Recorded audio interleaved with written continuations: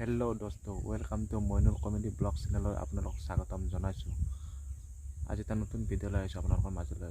ভিডিঅ'টো এনেকুৱা আছিলে, মানে কেইদিনমান আগত কেনেকৈ ধানবিলাক ডাঙৰ দীঘল হৈছিল আৰু ধান কাটাই নাছিল, এটা কেনেকৈ আছিল তাৰ ভাল লগা এটা মানে পৰিৱেশ হৈছিল। আৰু এতিয়া মানে ধানবিলাক কাটি নাই নাৰাগাল্লা আছে, তাৰে আপোনালোকক অলপ দেখুৱাব বিচাৰোঁ।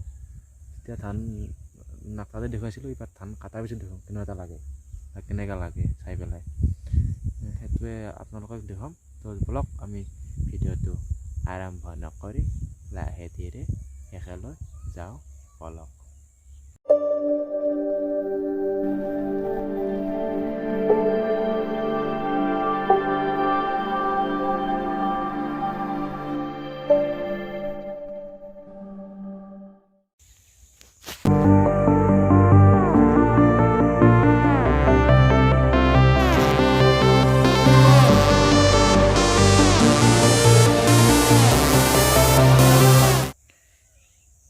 এতিয়া চা, ধান কাটাতে ধান নাকাটি কেনা আছে, দুটা কাটাতে কেনা হৈ গৈছে, হাৰাগাল্লা আছে কৰি জকাৰ সোনকাই কিনা দেখা হৈছে। জেগাটো একদম ভালে লগা নাই, তথাপিও খেতিটো যি খাব পাইছে, সদায় বানপানী হয়, ফুট কৰি হয়ে থাকে 3-4 কৰি, তথাপিও যে ভাল হৈছে তাৰে কামত খাব লাগিব।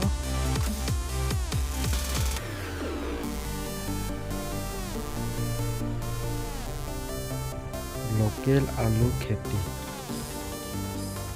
বেহৰৰ খেতি হয়, ইমান এটা ভাল হোৱা নাই, পাতলা হৈছে আৰু ধুনীয়া ধাননিখিনি এতিয়া কাটি পেলাই চব নাৰা কৰি দিছে। এটা ভাল লগা পৰিৱেশ হৈ গৈছে। কেইদিন দেখুৱাইছিলোঁ আপোনালোকক, ধুনীয়া ধান আছিল, এতিয়া ধান নাই, চব নাৰাগাল্লা আছে, পথাৰ নাই। এটা আলু খেতি,